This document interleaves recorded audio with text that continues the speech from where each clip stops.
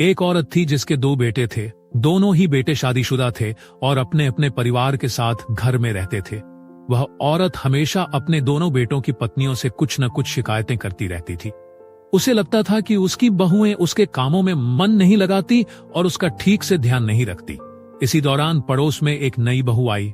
वह औरत पड़ोस की नई बहू की हर बात की तारीफ करती रहती।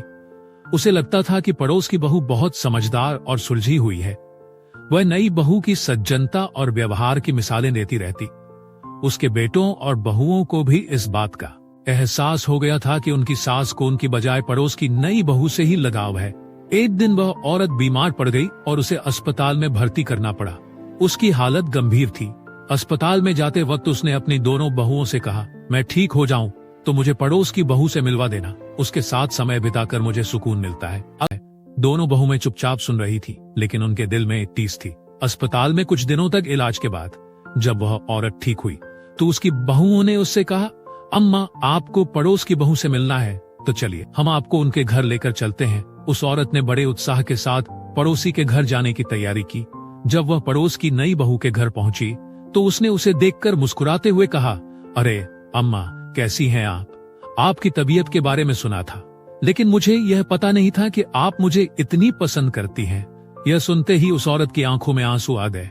तभी उसकी अपनी बहुओं ने उससे कहा, अम्मा हम हमेशा आपके पास रहे, आपकी देखभाल की। जब आप बीमार थीं तब हम ही आपके साथ थे, लेकिन फिर भी आपका सारा प्रेम और आदर पड़ोसी की बहू के, क्या हमसे कोई कमी रह गई? यह सुनकर वह औरत बहुत शर्मिंदा हुई।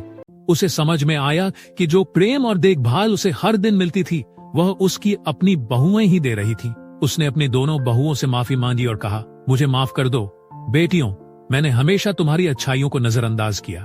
अब से मैं अपने ही घर में तुम्हारे साथ सच्चा प्रेम और सम्मान का रिश्ता बनाऊंगी। इस प्रकार उस औरत को अपनी गलती का एहसास हुआ और उसने अपनी दोनों बहुओं को गले लगाकर उनसे अपने पुराने व्यवहार के लिए माफी मांगी।